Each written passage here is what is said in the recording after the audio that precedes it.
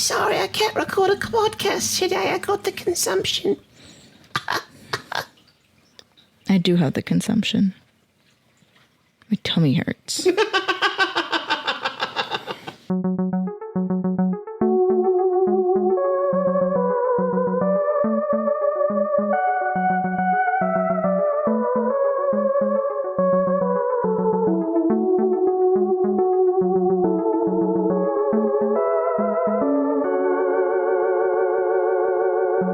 Hey everybody, and welcome back to another episode of Who Is My Doctor? Who is my doctor? Who is indeed. I'm your host, Zach, and I know a lot about Doctor Who. I'm also your host, Cassie, and So right now, at work, Okay. you know what we're working on. Mm-hmm. To keep it privatized, keep all the little kiddos I work with. We'll just say it's a older musical, a musical set in The Sound of My Music Lady. the way that some of the kids were belly aching and complaining about all of the stuff that they were wearing. And I was like, you have to wear this. You have to put that on. Like, not only am I the designer and I'm telling you to do this, but also it's period appropriate. You have to. And one of the kids goes, but I don't want to wear this. And she throws, not at me, but she just throws forward her bow tie. And I went, no, you have to wear that. She goes, why? And I go, because bow ties are cool. She just went, ugh. I'm curious how much you hated yourself in that moment saying that out loud. I didn't like myself until I heard one of my coworkers go, shh. Because he knows what I'm up to. And I went, Someone knows the shenanigans. he knew what I was up to. And I went, well, at least somebody knows what I'm about and understood and appreciated my bit. Well, today we're going to continue this bit by watching Series 9, Episode 5, The Girl Who Died. The girl who died. Was it murder? This episode's about me. The girl who didn't get enough sleep.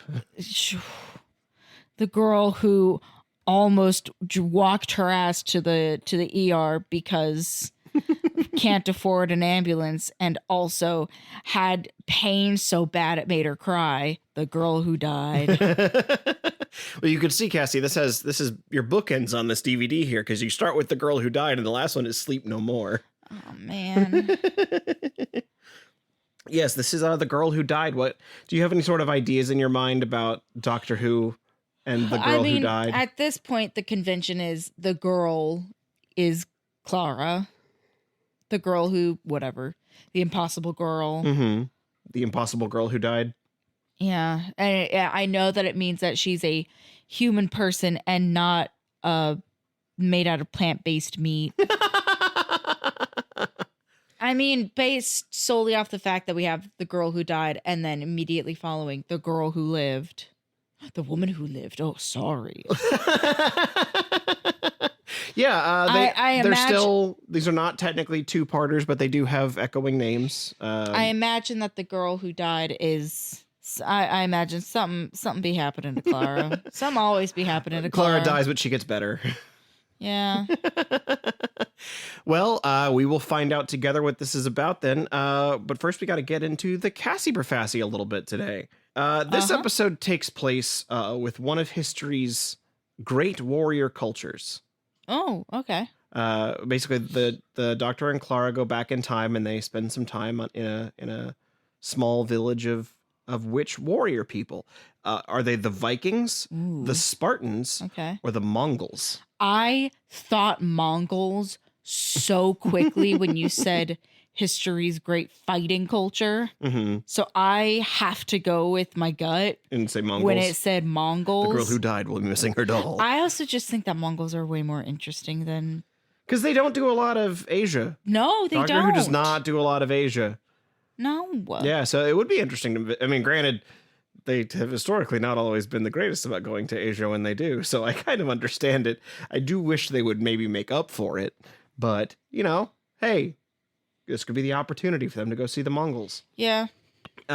With that in mind, though, picturing the Doctor and Clara wandering around the Mongols, the Doctor gets to demonstrate one of his talents that we've learned of. Uh-oh. Can you guess which one? Is it telepathy, close-up magic, or that he speaks baby? Close-up magic. Close-up magic. If for no other reason than I just really love that one moment in Night at the Museum where Ben Stiller's character, Larry David Daly. Larry David is... Yeah. Yeah, okay.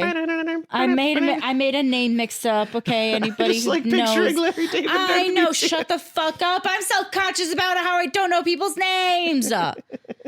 Larry Daly learns that the Mongols are specifically very like captivated by magic, so he learns what they just refer to as so for sorcery.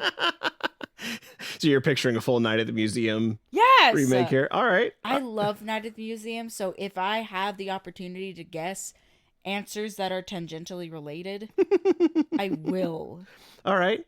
Well, we will find out then if The Girl Who Died takes place in a village of the Mongols, and the doctor gives them some close-up magic as we watch The Girl Who Died. Like, I know that I'm correct, and if I'm not, I quit. Consider this your 42 minutes notice. My 42-minute notice. Oh, man, I gotta find a new co-host. Sorry. Beep, boop, boop, beep, boop, beep. Mom, will you be my co-host? Your mom would never.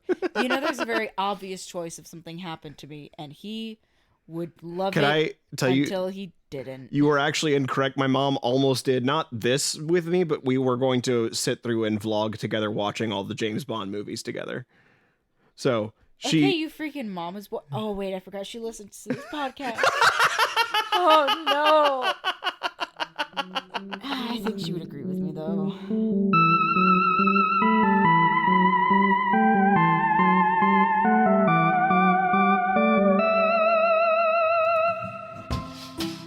When we step into our orchards, we don't just look for any oranges. We look for the plumpest, juiciest oranges at the peak of ripeness. And use them as bait to lure unsuspecting men into our wine press to make... Man Juice, the only juice made by men of men, offering you 20,000 essential vitamins, minerals, and whatever else, along with your daily recommended intake of testosterone and adrenaline. Water is for fish. Only Man Juice can satisfy your true cravings. Man Juice, the only juice that will literally put hair on your chest.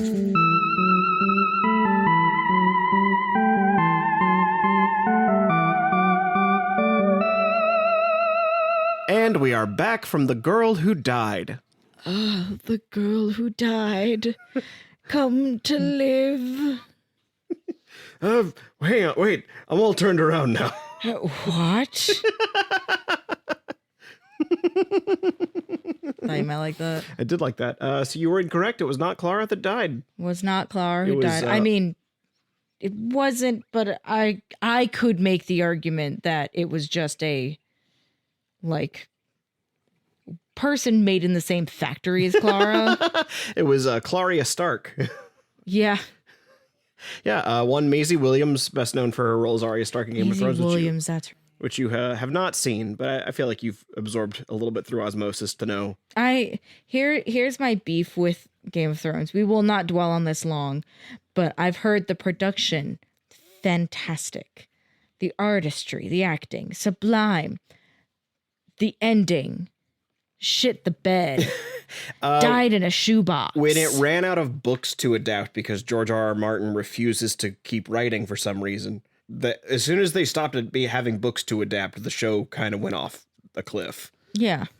So it's gotten to the point where it's like, I don't want to start something that's going to be so good in the beginning and then absolutely shit the bed. I would rather not do that to myself. I don't deserve that. Yeah, it is definitely a little disappointing. I mean, granted, there are probably a few places we could stop if we wanted to do that, but that's a big ask. I don't know. It's a lot of television.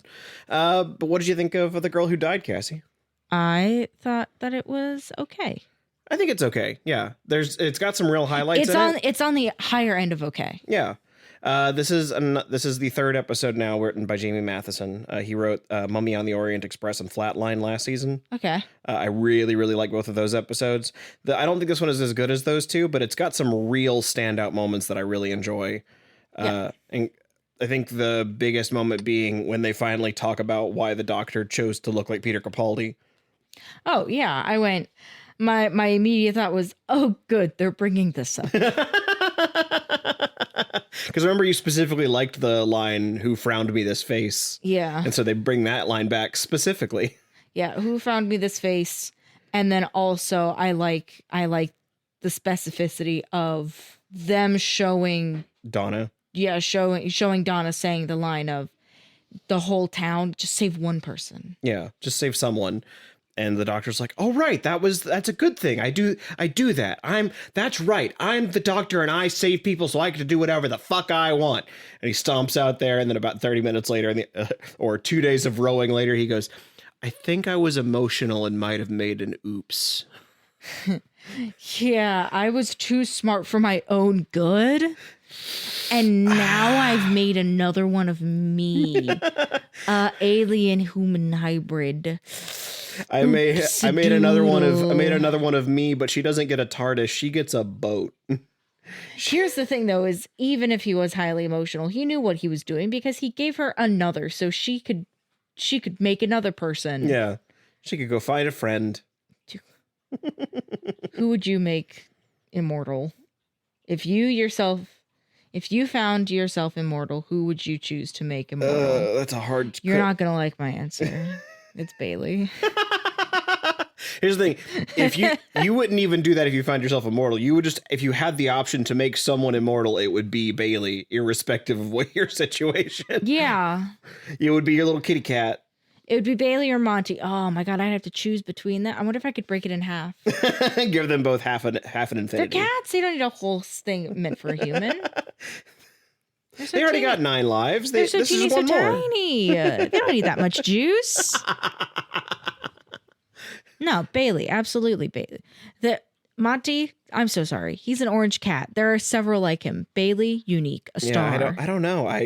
Because I do agree with the Doctor that, like, if you live forever, it doesn't feel like living. It feels like everybody else dying. Yeah. Like, everyone is dying forever. I don't know if the thing I want to get good at is losing people. I mean, there was a book I read where that is her specific curse is that she can live forever, but everybody forgets her. Uh-huh. And so she just spends her entire sort of semi-life figuring out how being to... Adam Sandler in 50 First Dates. Kind of. She's not Adam Sandler. Oh my God. Her name was Anna Delphine. So she basically pulls an Anna Delphine and figures out a way to just sneak her way into people's houses, stay in hotels, steal. Like, that's how she just lives her life. And so I do have the thought of, like, if I lived forever, if you have immortality, you do have to figure out a way to survive without getting caught, basically. You have to do a full Cullen where you can stay in a town. You can stay in a town for convincingly 10 to 15 years before people are like, hey, wait a second. Particularly if you're somebody like Maisie Williams, who has the face of a 16-year-old. Yeah. Which, for reference, you and her are about the same age. She's less than a year younger than you. So I had one of the kids today accuse me of being 40 and then 18. Children have no concept of age. No. They just know eventually you stop getting bigger. That's all that they know. At either 18 or 40. At Yes. either 18 or 40, yeah. I feel like those are the vibes I give off. I'm either 18 years old or 40. Yeah. I would agree with that 1,000%. Which the joke there is that I'm almost perfectly in the middle. Good for you, buddy. Leaning more towards 40 every day. Oh, my life. You're fine. Yeah, we have a little trip here to the land of the Vikings. I think the implication of this is supposed to be like Old English Vikings, like before. Oh, yeah. Yeah. These were the nicest Vikings I've ever seen. Yeah, I don't think these were meant to be like true Nordic Vikings. No. These were, I think I'll make myself a spot of tea kind of Vikings. These were Hobbit Vikings. These were Vikings where they allowed the girl to just make puppets. They have vats of electric eels just 'cause. Because it makes the baby stop crying. I need you to know that I lily padded so bad that I just went, we should get our friends who just had a baby a fish tank. It's better than just saying we should get their baby an electric eel. We should get them a vat of electric eels. I do like For that. him to play in. I like that the baby's father is the blacksmith. And baby's What father a bad job for a baby daddy. comes home just smelling of soot and metal. Yeah. Nap time. Clang. Clang. I don't know. I just came home one day and my baby had the black lung and I don't know what happened. Unless that's the baby's white noise, is just clang.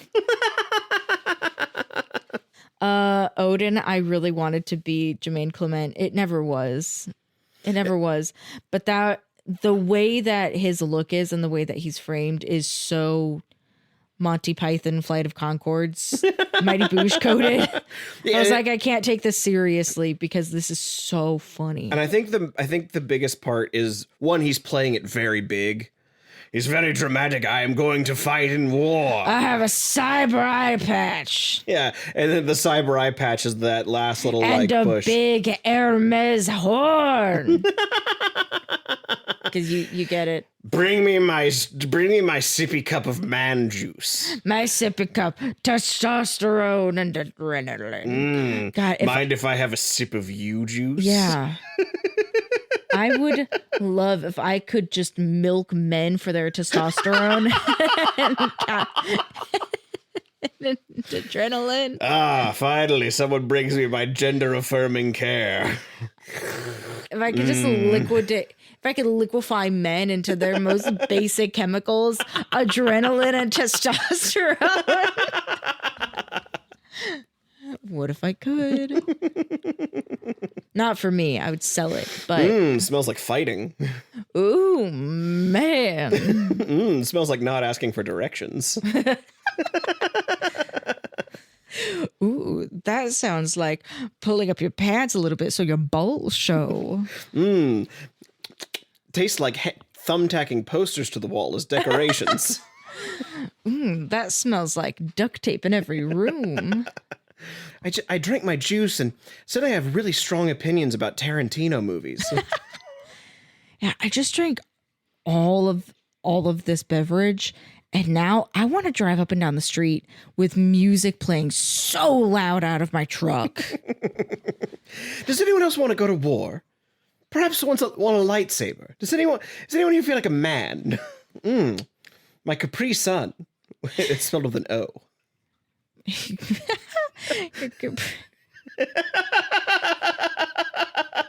Your Capri Sun? Your Capro Sun? Your Capri Sun? Your Capri Sun? It is funny. As silly as the look for Odin is, one, he was supposed to be even sillier. He was supposed to be played by an actor named Brian Blessed. I don't know. Have you seen Brian Blessed at anything? We've talked about him before. We've He discussed. He's an actor that only goes to 10 or 11. Those are the two settings he has. What is he in? Oh my God. I pull it up here because I want to make sure I say it right.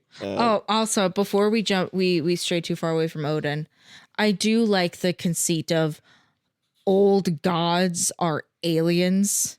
Yes. / power hungry creeps is what I wrote. Because we've seen it now with the classic Who episode of the Egyptian god Set, and now with Odin, which is funny. So you would specifically know Brian Blessed as Clayton from Tarzan? Ah, yes. Take us to the gorillas. This is Brian Blessed's voice. He also does the yell for Tarzan, as you are aware. Yeah, I told you that fact. Yeah. Because that's who they wanted to play Odin. He's the only one that can do the yell really good. Hello, Doctor. I am Odin. Have you seen my ravens? Can you take me to the ravens? Would you care for a picnic? Yeah, he's a very both physically large actor, but also very boisterous in his voice and performance. Yeah. A rich, velvety. So he would have been tone. even more ridiculous than the guy we have in here. It's funny to think that even with as ridiculous as Odin looks, he doesn't look as ridiculous as all of his little henchmen, who look like just refrigerators that have fallen apart. They look like giant mows. from yeah. Wall-E, yeah. Because they got every time I saw them, I kept expecting them to take their helmets off and reveal they're the Rhino cops. Their helmets were like deconstructed igloo coolers. Painted silver. Because they've even got like a little slot like they're a mini fridge. Yeah. Or like an easy bake oven. Like if you put a gonk droid on steroids. And then eventually he like reveals his actual face too, and it's just all teeth. Like it's a face of nothing but teeth. These lamprey people. Ew, just, ew, no, but yes. Wet specimen on legs. And it is No, like, okay, because I've been trying to figure out, like, what does the image of the teeth remind me of? You've seen James and the Giant Peach. Yeah. The shark. Yeah. Oh, yikes. Oh, yikes. Or that one from Transformers that you get sucked into on the ride. Oh, yes. Yeah, the one with the, like, the excavator for a mouth. Thank you, disembodied voice, for telling us it's Devastator. But as ridiculous as the microwave men look, there is something very visually satisfying about watching these giant metal monstrosities in the middle of like bumfuck nowhere Viking town. Oh yeah. Like, we're a bunch of farmers and we're tanks with legs. And we've got guns and the ability to liquefy you into your basic factors. Someone playing a game of Civilization, but they're not playing very fast, while the other civilizations are like, oh, we're already flying to the moon. I just figured out farming. Great, we've got nukes. Boop. This particular episode did have a couple moments that I really, really did enjoy. What were those? Specifically, and I don't know if you were playing your game. I did pick a moment. Okay, because I really like the doctor trying to turn these farmers and fishermen into fighters, and having them be like, well, why are we using the fake swords? And then him giving them the real swords, hard cut to ensuing chaos. Love that. I love a hard cut. Especially when you find out it wasn't really that bad. These guys are just so unprepared that one of them getting bonked on the head and bleeding a little caused another one to pass out. And that one him passing out caused a torch to knock over, which started a fire, which scared a horse. That's so funny. I love that shit. Especially because the doctor just has this, like, he's sitting in the chair with like the sword in front of him. He's got his head down. He looks like a babysitter that's so disappointed at the game he just gave the like 3 kids he's watching. It was him going, how could this go wrong? There's no way this could go wrong. And nothing can go wrong. Oh no, it all went wrong. That was the doctor. A moment was that the moment that you guessed was that was my not favorite? the moment I guessed. Aw, I thought you were really going to be into that last shot where it's just like Maisie Williams standing and it's spinning. Oh no, I thought that was stupid as hell. Really? Yeah. I thought you were going to be like, ooh, with all the like the little different like streaks of No, light in the the only sky. thing I liked is she's a very good face actor. Mm-hmm. And so I liked that it starts with her like looking look at the universe. looking very hopeful and optimistic, and then as it pans around here's the thing is I did like that, and I liked her face change, but it did remind me of that one part in, I think it's New Moon, when Bella's like very depressed. See, to me, it looks like someone realizing like someone said a dad joke an hour ago. And she's only just now getting it. She's only just now putting it together, and she's going, oh man. Hi, hungry, I'm dad. Or realizing that the guy at the coffee shop that she thought was giving her a compliment was actually womanizing her, and she just went, oh. I thought he was saying nice tights, not nice tits. There were a couple other moments on my short list. One was the doctor deciding to try and trick people by throwing a yo-yo at them. Yeah, by claiming to be the human form of a god and saying, look, magic. The sign of Odin, bonk. And then when he finally fails to retrieve it, he goes, it's supposed to do that. I would count that as magic personally. Unfortunately, that was not. It was even the magic. I think it counts. Even the magic he does do is not close-up magic. It's escape magic when he gets out of the chains. It's not the same thing. I hate you. You pompous little creep. I'm gonna liquefy you first. I do really like the follow of the yo-yo bit when Clara's like, that's not the real Odin in the sky, is it? Is like, no, it can't be. He doesn't even have a yo-yo. Yeah. I also one other one that I really like is him like judging all the people. It's like, your fighters have all been taken, so what do we have left? Farmers, fishermen, web designers. Maybe not that last one. I mean, it's a sick burn. It feels like a me joke. Feels like something I would write and do and say. Yeah. I mean, if all the fighters left the city and they were left with you, you could be a farmer, a fisherman, Or a web designer. or a podcast editor. But then I think my favorite line, because what I pictured was not what happened to the episode, but the line was, then we deploy the anvil. Yeah. It's because what they did was they like magnetized the anvil so the weapons and the armor like fly to the ceiling. Yeah, But you and I both pictured some Looney Tune shit where they just drop an anvil on these guys' heads. like that's the part where I'm like, this is getting a little too silly. I was anticipating more of a Rube Goldberg situation. We're gonna play with electricity. Not fucking magnets. How do they work? Yeah, not electricity out of electric eel vats, because they are not that powerful. Well, they've been having a whole thing about like, we've used the metal from her spacesuit to like expand the electricity, and I'm using my here's my sci-fi thing. gobbledygook to do more. Here's my thing. I was like, oh, that makes sense if they just need a bunch of thread, and they're like, oh, we'll take apart Clara's spacesuit because that's made out of nylon or some like synthetic material. That's okay. Sure. That they took apart all the belt buckles and I'll buy into that. But to use it so that way you can you're basically stripping Clara's suit as a redneck would a house for copper wire. Like it's a little too silly in here, gang. yeah, especially when it gets to the big climax of the fight and it's like a shielder is projecting the mental image of a giant serpent coming through the door and it's just a boat. And he's like, oh, giant serpent. I was like, you guys are warfaring aliens. How have you never seen a big snake? Have you never seen a basilisk? A basilisk. Literally a boy fought one under his school and you're scared of one that's a third of the size. Grow a pair. Liquefy that. In the first season of the reboot, the Doctor fought a giant ceiling pimple. What do you mean you haven't fought a big snake? Because big snakes aren't even like a myth. They're just like extinct right now. Yeah. Big snakes aren't real. Have you been to the Everglades? They're still looking for... Have you been to Australia? They're still looking for that 20-footer. She's out there somewhere. Another line I enjoyed, this wasn't like in a silly fun way, but I did enjoy when Odin was like basically explaining why he's fucking with humans to like drink their testosterone and adrenaline. To drink their essence. Yeah, and... to drink their male essence. to supple off the male teat.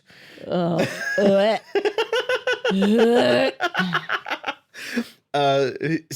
can't remember exactly what the process is, but someone points out that he's like pretending to be a god, and he's like, "What is a god? What is God if not the cattle's word for farmer?" And I'm just like, that feels way better than the Kanye line. What is a god to a non-believer? Yeah. Well, because that line did get me to thinking. And I went, oh no, I am God to my little kitty cats. You are God of Bailey. I'm God of Bailey. Right now I'm God of Monty. But if you were really her god, you could make her live forever, Cassie. I know. You could stick a little potato chip in her forehead and make her... I could stick the QR code into her face. Grab the wheat thin and just jam it right in there. And she would live. The little sliver of marshmallow. It reminded me more of a game piece. It is interesting how they seem to have... There's a weird like design cohesion across the mire that I'm thinking about it, where it's like they've got these big rectangular helmets. They drive a big square. As we see when the ship flies away, it's a big square. Yeah. And then the like little first aid kit they pull out is also a little square that they put in her forehead. That's their favorite shape. They like squares. It's the perfect shape, Zach. It goes in the square hole. So great design cohesion there.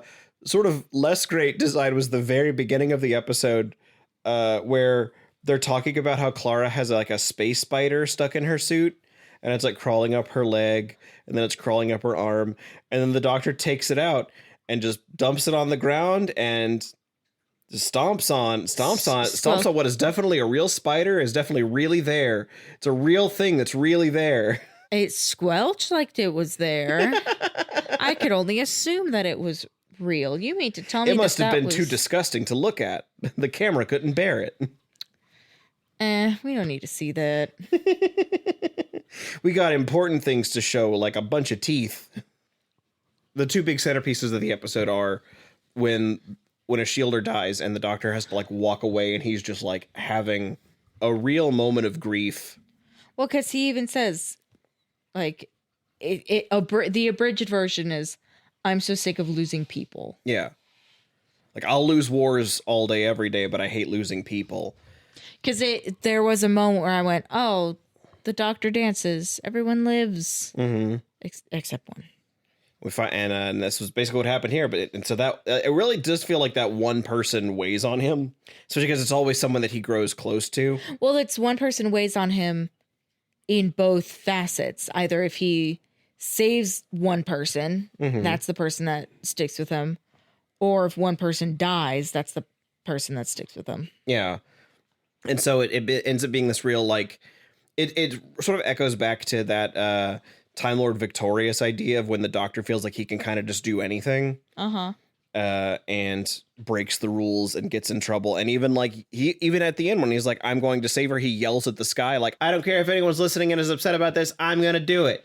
It's really emotionally impactful, like to take the full gravity of the doctor in that way, knowing that he's been here before, knowing that the doctor gets too big for his britches. And something always goes wrong. So now we know why the doctor chose Peter Capaldi's face. Do you have any ideas as to why he picked any of his other faces? God damn it. Okay. This is just for fun. None of these are real. Like, we never learned any justification for any of them, but I am curious. You're just asking me to make shit up? Yeah, basically, yeah. Perfect. So. Where do you want to start? Because he didn't choose to be William Hartnell. That's just what his face looked like. Yeah. In the context of the universe of the show, he didn't pick Bill Hartnell's face, but he did go from Bill Hartnell to picking Patrick Troughton's face. Yeah. Why would he pick to be a floppy little beetle man? Because he wasn't. If you had the opportunity, you have a harshness and an edge to you, and you get the opportunity to change your look. Would you not go the exact opposite? Be nothing but circles. Just be the epitome of a little guy, just a little clown man. Just a man with circular hair and like floppy shoulders. It has the equivalent of like, if you were Arnold Schwarzenegger, wouldn't you choose to be Danny DeVito after? Do you think that's also why Troughton turned into Pertwee? I think in diversity, in reverse order that time, he goes, all right, this has been fun. I miss my original being face. Sexy. I miss having a edge. Give me some lovely curly hair and some velvet suits. I just miss being a little fop. And then it gets I think we're establishing a ping pong effect because it happens again from Pertwee to Baker, but instead of being a little guy, he turns into a big guy. The biggest man with the silliest face. Yeah. What if I had all the teeth? What if I was every man? I do like that he's like, I'm every man stacked on top of themselves. Like he chooses Caecilius's face to remind him to. He chooses Caecilius's face to remind him to save people. He chose Tom Baker's face to remind him to brush his teeth. That's mean. You really harp on his fucking teeth. It's a big feature. He always doing big grins, big smiles. He's just like a happy dude. But yeah, I at least think from going From Hartnell to Troughton to Pertwee to Baker. I need to be in a body long enough to show off the scarf I've been knitting. That was Pertwee's decision. Yes. I've been working on this scarf for too long. And now just too long. So I need Let me pick a body that's 7 feet tall. I need a body big enough to justify such a big scarf. But then he got tired of the big heavy scarf accessories. He's like, I just want a little one. Just like something like the size of a stick of celery. I'm tired of being an eccentric. Let me be normal. I'm gonna just be a guy. Yeah. Can I just be a dude for a little while? I'd just like to play polo and not think. Please let me be normal. People look at me and they think I'm an alien. I'm not really about that whole. I don't want people to know. I want it to be a surprise. But I still want people to think I'm a little quirky, so I'll still wear the celery. Just so people know the celery has the same energy as someone like me who for a very long time had very thick cat eyeliner and rainbow colored hair to show and let people know that I'm goth alt. But now the way I do that is just by wearing a couple rings and mismatching my earrings, and that's it. By wearing some black. Yeah, I wear mostly black because of my job, mostly, not because I want to be wearing black all the time. And 2 different earrings and pink glasses, so I'm edgy. It's worth, but not that much. It's worth noting at this point that before Colin Baker was the Doctor, he had not a cameo, but he had a role on Doctor Who where he was just like a guard. So it does feel. So I do like the mental image that like the 2 people that impacted the Doctor enough to like choose a face over was Caecilius, a man with like surrounding this like really dramatic moment of his life, and then the Doctor who's like, remember that guard we met one time? He was handsome, right? He had good hair. I think I'm gonna take his face. Yeah, because then when we go from 5 to 6, 5 then decided, you know what? I've been normal for too long. Now I want to be dramatic. What if I had a face that looked like it's judging you at all times? But with poofy hair, so you still know I'm a friend. I'm friend-shaped, but I want my harsh eyes again. I want like a, what's the thing humans call it? Resting bitch face? Can I have resting bitch face? Like, but for me. And then after that, he's like, resting bitch face was the wrong way to go. We're going to go goofy professor. We're going to go goofy professor. We have to. I would like high school geography kind of vibes. We gotta go goofy professor. I kind of want to look like 2 again, but not like that. Not that much. I liked my second face, so we're gonna do that again, but like a little different, a spin. Put a spin to it. It's really funny knowing that specifically the way 6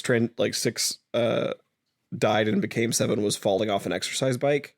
And he was just like, I don't like exercise, so I'm going to continue being kind of short. And because then we do have a similar trajectory then from going 7 to 8. Yeah. I've been a silly little clown man again. I'd like to be regal. I'd like to be an Abyssinian cat again. And then you get 8. He's like, what if I had great hair? What if I just like the best hair? What if I had great hair but lost eyes? And then 8, as we know, was like, I need to be a warrior. So which to the Doctor means I need to be dramatic. 8 went, oh, now it's time to buckle the fuck up. All those other fuckers, they didn't know what was up. I got to be an old man who knows what's up. And then 9 went, I'm still an old man who knows what's up, but when 8 was thinking about the face he wanted for the War Doctor, he was like, there's only one thing in this universe that will tell everyone that I mean business about war. Facial hair. Facial hair and lines on my face. John hurt myself today. Good job. And then 9 is a continuation of, how do I look very old, but I miss being young? Yeah, he's like, I was wrong. It wasn't facial hair. I need military buzz cut. That's what I need. Mm-hmm. And we hear him audibly go, I hope the ears are less conspicuous this time. That's what he was trying to tell himself was, I want big ears. Let's see. And then We do have a trajectory of, well, actually, and then he's been running around with Rose for a whole season, and he's like, I just want to be that girl's boyfriend. So let me turn into David Tennant. Let me turn into Squirrel Man, come to life. What if he would just Christopher Eccleston's doctor's just like running down the street one day and passes one of those like wacky inflatable tube men, and he gets an idea. A wacky inflatable tube man next to a shop that sells Converse, and he goes, "Hey, wait a second." Between a shop that sells Converse and a shop that sells hair gel. Yeah. A salon, an op shop, and a car repair place. All right in a row. And he's like, I have an idea for whenever. I know what I'm going to do today. Because from 10 to 11, not much change. I would say that they're pretty similar. If we have the legacy of the Doctor flipping from one to the other to the next, and then doing that several times, 10 to 11, not a huge change. See, I think it's actually in character though, because 10 doesn't just regenerate into 10, or 10 doesn't just regenerate into 11. 10 first regenerates into 10 again by shoving his regeneration energy into his hand. So it's as even Matt Smith says at one point, he had vanity issues at the time. So I think this was just him still being like, make me pretty, make me pretty, make me pretty, make me pretty. Chin can be big, but I need to be pretty. I just want to be cute. I just want to be cute and charming. Please, I'm tired of looking like a clown. I don't want to have an edge. I just want to be cuddly.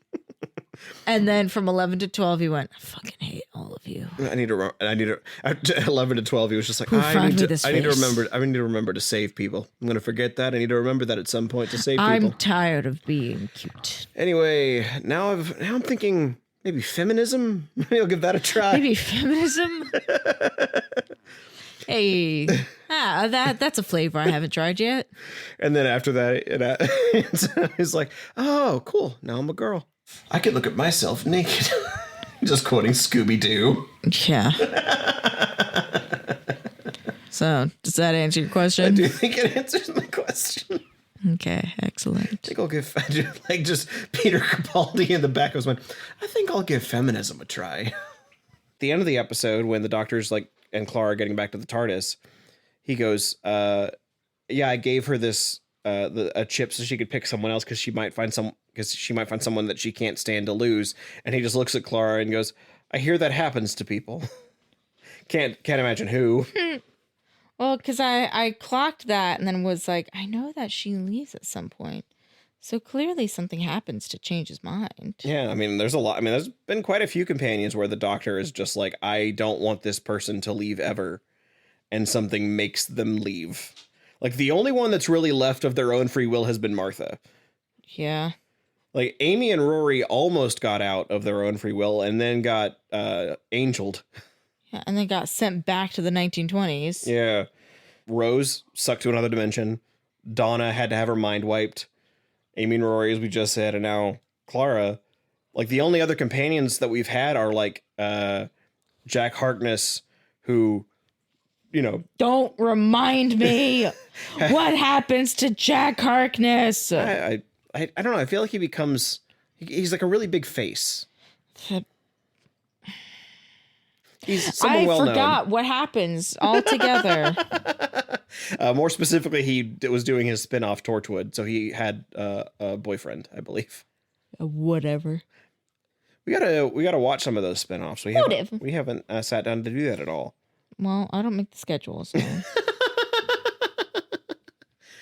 And then, of course, at the end, the doctor is making this whole moment about where he's like, "Oh, I might have made a bad oopsie poodle." Because she's just it's gonna keep healing her forever. I think I accidentally made her awesome. Ooh. Well, because then that's when I would be like, I'm just gonna find her and invite her to be my companion. Stuck with her forever.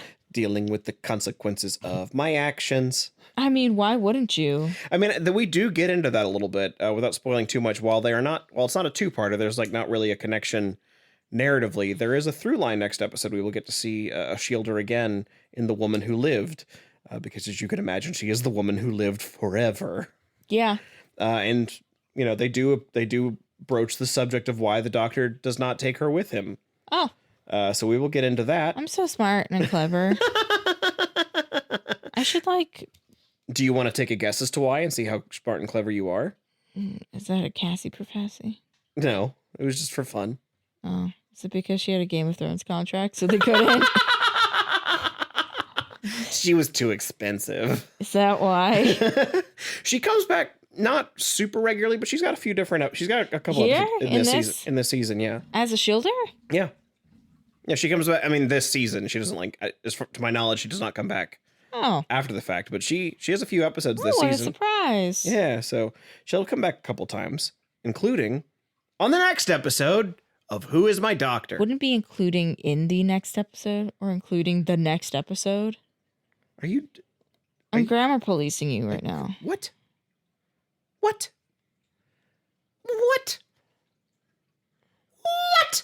Who is my doctor? What? No, Who it's is indeed? Who. It's who. It's not what.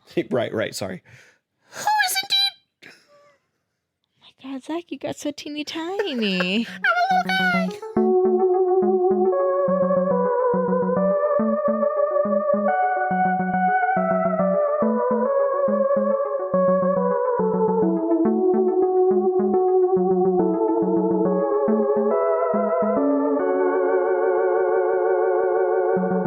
Hey there, everybody. Thanks for tuning into another episode. Sorry it is a few days late. I've been a little under the weather the last few days, and it really pillaged my ability to edit. Get it? Pillage? Because Vikings. Anyway, if you like this, please be sure to give us a like or 5 stars or whatever your platform of choice requests. It helps us so much in getting us to other Whovians. It helps the algorithm know that you like us and therefore tells them other people might like us too. Special thanks, as always, to our Big Daddy Dalek patrons, Andrew Blewett, David Gansel, Travis Aiken, and Daniel Lindgren. And I will be back here next Tuesday, because your Tuesdays are now Who's Days.